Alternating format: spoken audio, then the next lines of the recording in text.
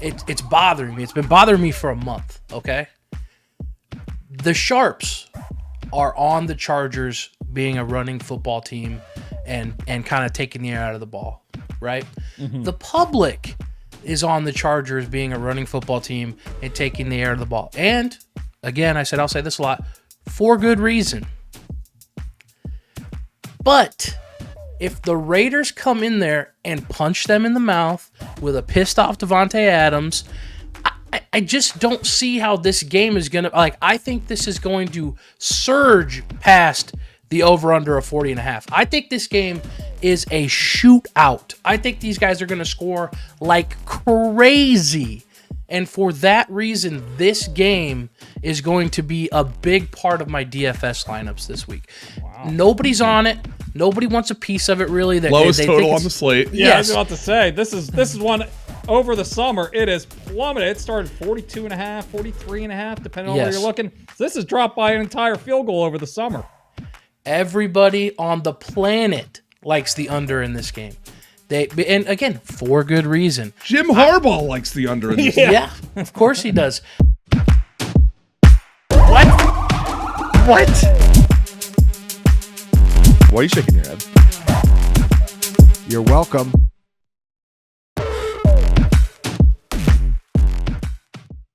T-Bro, we are, I guess when this is posted, tonight, man. It's here. Ravens at the Chiefs. It's here. I can't believe it, but it's here. Yeah, Joe, I hope I don't join you on the IR list. I was around my brother-in-law this weekend. Apparently he has COVID, so waiting for that this weekend to come along. But hopefully I avoid it and I'm doing all right. But I'm feeling good overall, though, because since we got some football coming back, we even have a Friday night game with the Eagles and Packers playing down in Brazil. So two monster games right out of the gates, and the NFL did it right. All the primetime games are fantastic. We got Detroit and the Rams on Sunday night.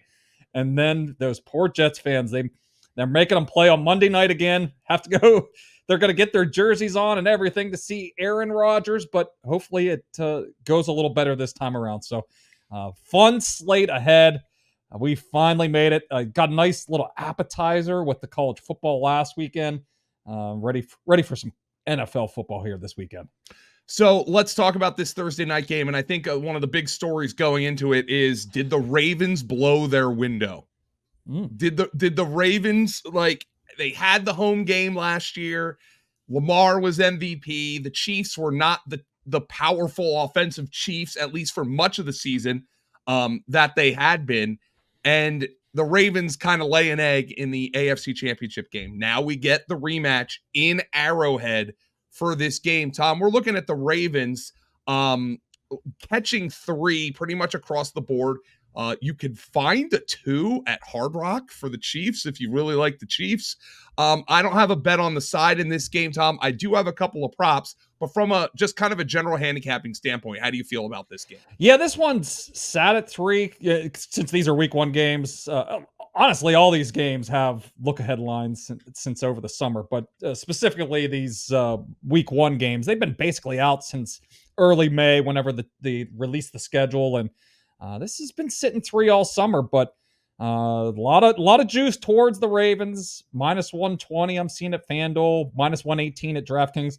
But every time it's touched 2.5 a couple of times, and it's been kind of bought back immediately. So it's like one of these 2.75 lines. We'll see if it gets to 2.5. That's how I would personally play it. I think I'd lay it with the Chiefs if we do see some 2.5s on game day here. We're recording Wednesday, but this is posting Thursday, so maybe there's already out some 2.5s out there. So that would be the way I'm looking at this. But if the line kind of stays the way it is, yeah, I'm kind of on the Chiefs here, minus 3. It didn't go well for them last year on the ring night against the Lions. Of course, the Lions were, I think, 6 or 6.5 point underdogs in that game. And they came in the infamous Kadarius Toney game. He's dropping passes all over the field, giving free points away to the Detroit Lions, and they snuck away with the victory in that game. So, but yeah, the Ravens have a little bit of revenge on their minds. They were the 4-point favorites in that AFC Championship game, and the story coming out of that game was 6 RB carries for Justice Hill and Gus Edwards in that game. So I think Todd Monken might change that this time around. Derrick Henry will probably have 6 carries himself on the first drive that the Ravens have the ball this year in the opening game. So should be a fun one. No major injuries. Marquise Brown is the big one, I guess. He's already been considered out here. So other than that, both teams are coming in pretty healthy here for Thursday Night Football. So, Tom, we actually all have overs in this game. You and I have overs in this game. And all on the Ravens. And none of them are involving Derrick Henry. I'm going to let you kick it off because you have 2. I just have 1 bet for this game. And I want everybody to know we are going to track it. We're on this podcast. We are not wise. We're just guys. But I'm going to track it. Every wager that I talk about that is a best bet, I will make. If you say, Tom, if we'll say something like, I don't go to the window with this, but I was looking at if we didn't make the wager.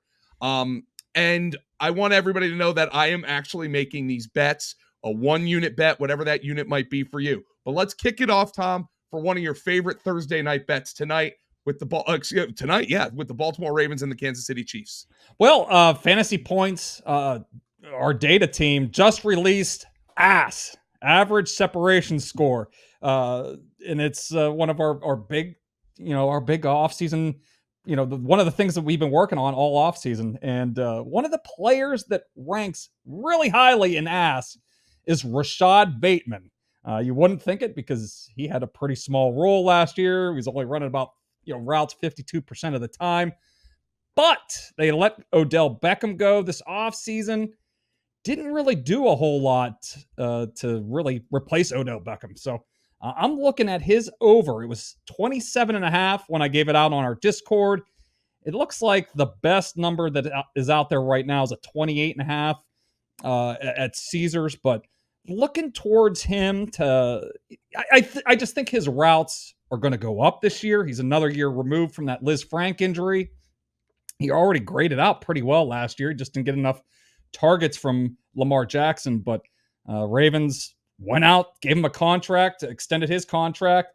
He's been getting talked up here all off season long from everybody, including Lamar Jackson in the last week. So thinking that he'll have a bigger role this time around. I know that hasn't burned us in the past with Rashad Bateman. We're all waiting for that breakout performance, but he doesn't even need a breakout performance. He just needs, 3 catches in this game to get up over this number. It isn't the easiest matchup against the Chiefs. They shut down a lot of outside receivers last year, but L'Jarius Sneed has moved on. Still pretty good secondary overall for the Chiefs, but I just think that Rashad Bateman is going to have a little bigger role in this offense moving forward, and this line is kind of lined like his old role from last season. So give me Rashad Bateman over his receiving yards. So I think one of the big question marks this offseason for the Ravens, if anybody, is who's going to be the predominant third target behind Zay Flowers and Mark Andrews. And Rashad Bateman, I think, is a justifiable option here, Tom. But sometimes when I hit a prop in a standalone game, I like to go to somebody who can make a prop happen with one play. And I look at this. Here's a quote. I would say he has put together a fantastic training camp. This is from John Harbaugh on August 11th.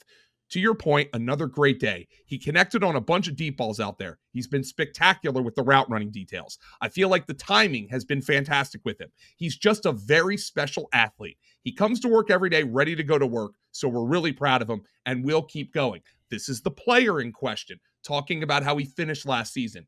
I'd say it helped carrying over the confidence. Obviously, you want to hold on to everything that you did well and obviously benefit from the cons that you have, but this is a new year. We're on to bigger goals because obviously everything didn't pan out the way we wanted to. So obviously, I'm keeping in mind that obviously what I did last year wasn't enough. This isn't Mike Tomlin talking. This is Isaiah Likely. 15.5 receiving yards for Isaiah Likely. Baltimore Ravens.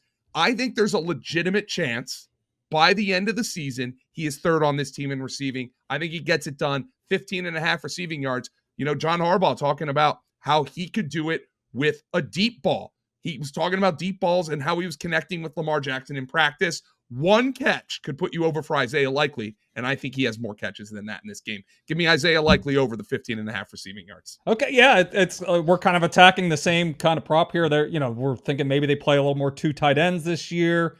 They bring in Derrick Henry, Rashad Bateman, and Likely could be on the field a little bit more. So I like that. All right, my other bet was Justice Hill. This is real sexy here. Justice Hill over 7.5 yards. I think it's up to 8.5. It's 9.5. Rushing or receiving? Oh, receiving yards. I should. Okay. It's the rushing prop, I think, is in the high 20s, but they haven't done anything at running back. They have just Derrick Henry here. Rasheen Ali's banged up. Owen broke his foot in the last preseason game. So I'm thinking this is going to be a 2-man backfield here. They come in as 3-point road underdogs, so might be chasing points. Could be some situations where he's out in the field. And we think back to last year, well, different team, but Derrick Henry in Tennessee, he only outsnapped Tajay Spears by 6 snaps last year. So he's not a guy that's going to be out there in passing situations. And so I think Justice Hill is going to be on the field a little bit more than people think tonight against the Kansas City Chiefs. And if we go back and look at at how he was, deployed last year at the end of the season, he was out there in a lot of passing situations. Easily went up over this prop in 5 or 6 of his last games, including the playoffs when they were chasing the Chiefs the entire game. The Chiefs scored on the first possession of that game, and so I'm just looking at Justice Hill. It's not going to be sexy. We have him projected for 15 or 16 receiving yards. Just need a catch, a long catch, or just 2 shorter catches to get up over 7.5. Best number is 8.5 now, still out there. So looking for Justice Hill to have a little bit of a role here tonight. Some good stuff for the Thursday night football game. The world's worst gambler, good friend Trey. He joins the show as he does every time. It is written into his contract. We did not read the fine print. And this is staggering. We haven't even kicked off the NFL season yet. And it is highly likely that good friend Trey has already lost a bet. I don't know if that's ever happened before, but Trey, did you hear what Tom said earlier about the Falcons having played none of their starters in the preseason?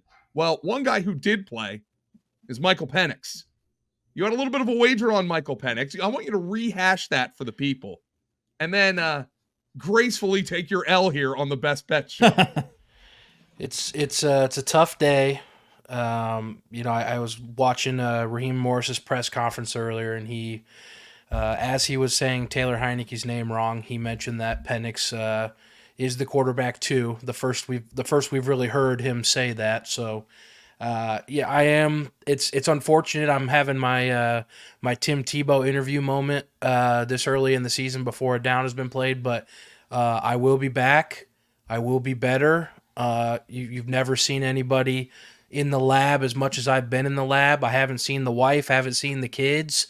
I mean, I'm living in the lab. Haven't gotten a haircut. The Penix bet's like probably dead. Samurai up there. Yeah, the Penix bet it might be dead, but I got a pretty good feeling that I'm going to be able to make up for this slight miscalculation here today. Oh, but by the way, you didn't even mention what the bet was. Yeah. You made come a clean. couple of weeks ago Maybe they on the haven't been show. listening to the podcast here. If you haven't been listening to the podcast, I bet Michael Penix to lead all rookies in passing yards on the idea, that Kirk Cousins maybe is not fully healthy. They hadn't mentioned that he was for sure the starter yet. It's all kind of been assumed.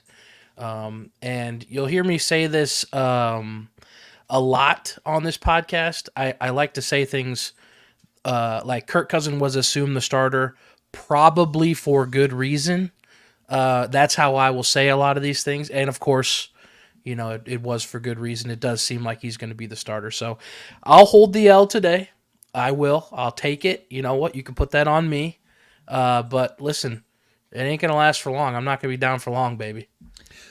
So there would be only one person on planet Earth who would be happy if Kirk Cousins is writhing around on the ground in the first quarter of this game.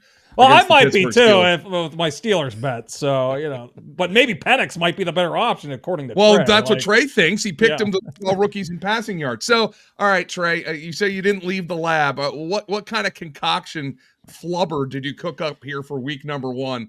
And again, this is the world's worst gambler, folks. So we're tracking every bet. We can statistically prove if he is the world's worst gambler, and we're already giving him an 0 for 1. But all right, Trey, week 1 NFL season, there's got to be something that caught your eye. I've got a beautiful bet that I've been cooking up for several weeks now. Tom hit on the Chargers and the Raiders earlier, and do you guys know there's, other than the high scoring affair they had last year, there's some extra bad blood in that game? Do you guys know about this?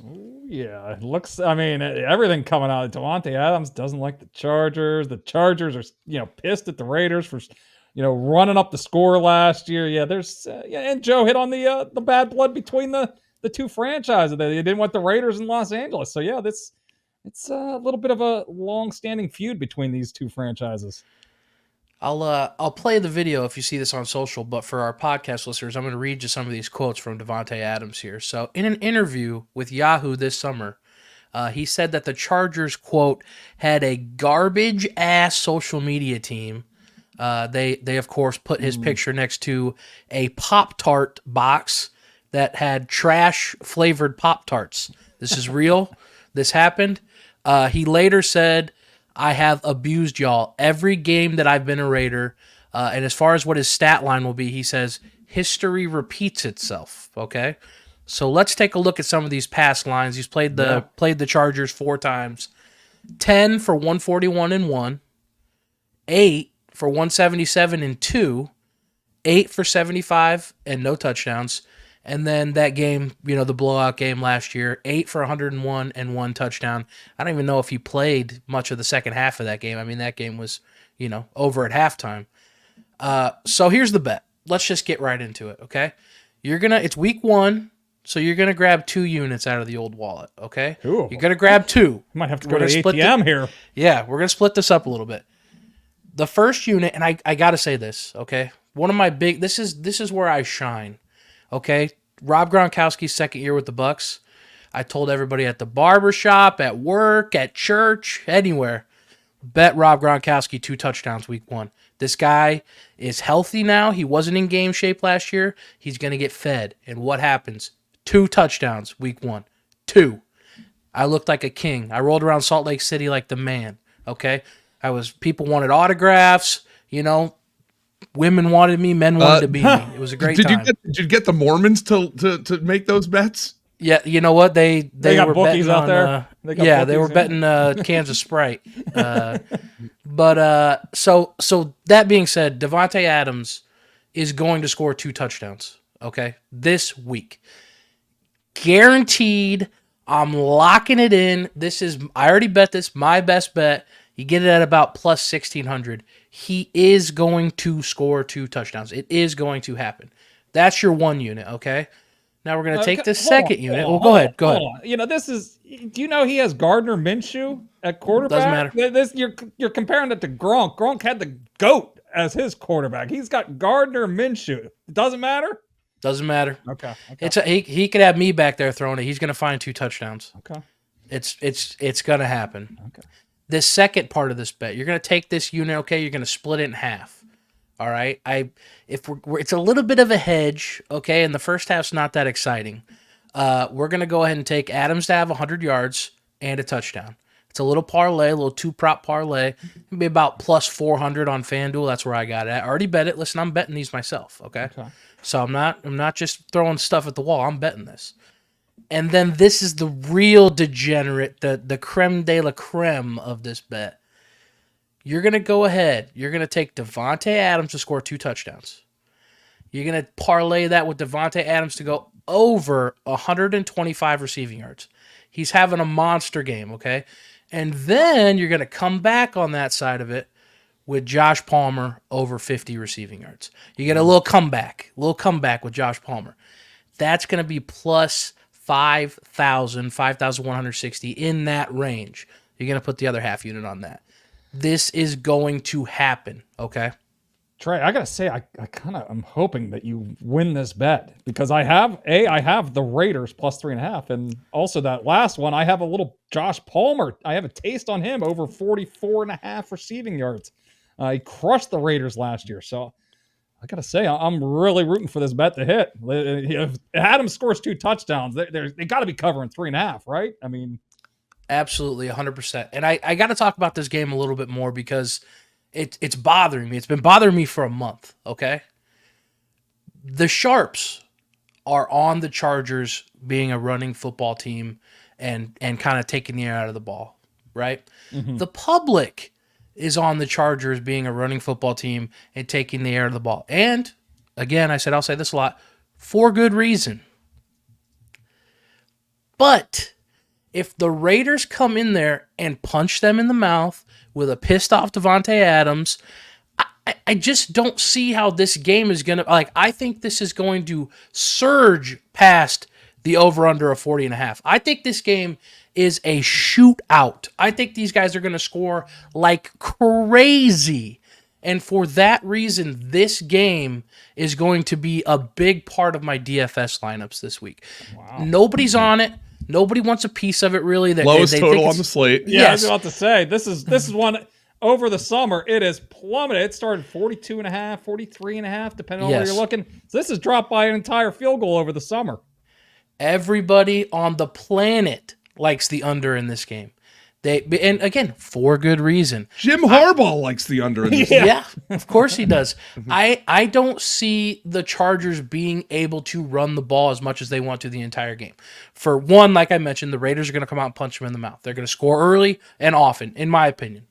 Secondly, the Raiders' defensive line on paper is nasty. I mean, they added Christian Wilkins from the Dolphins. This is not going to be a walk in the park to just 3 yards in a cloud of dust. Okay, this is gonna be tough sledding. They're gonna have to throw the football. They got Justin Herbert. I really like, for DFS specifically, Davante Adams in every lineup, and we're gonna bring it back with a little Justin Herbert, assuming he's healthy. Justin Herbert and Josh Palmer stacks, some Justin Herbert and Ladd McConkey stacks, maybe even both of them. I'm telling you guys, I got a good feeling about it. This game's going over 100%. It's going to be fireworks, shootout. There might be 60 combined points. I'm going to say Wow. this total might be off by 20 points. Lowest total on the board, and it's going over by 20 points. All right. Well, We've got to, let me tell you, the fact of the matter is that we know the man is the self-proclaimed world's worst gambler, by the way. And he's still managing to spin this in a way that sounds somewhat appealing to me, is making me fear for my mental acuity. yeah, I might have to sprinkle a couple bucks on Davante Adams to score 2 touchdowns now. I'll go find a little bit of change. And I mean, he has just absolutely ripped the Chargers throughout his career. So, man, It's you know what they say, the truth sounds crazy in a world full of lies. You know what I mean? This is everyone's got the under. Everyone's saying Gardner Minshew this, Aiden O'Connell this, all trash. The truth sounds crazy in a world full of lies, and everybody's off.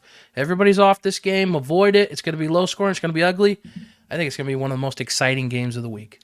Are you bringing your talents to the DFS show as well to try to spew this on there?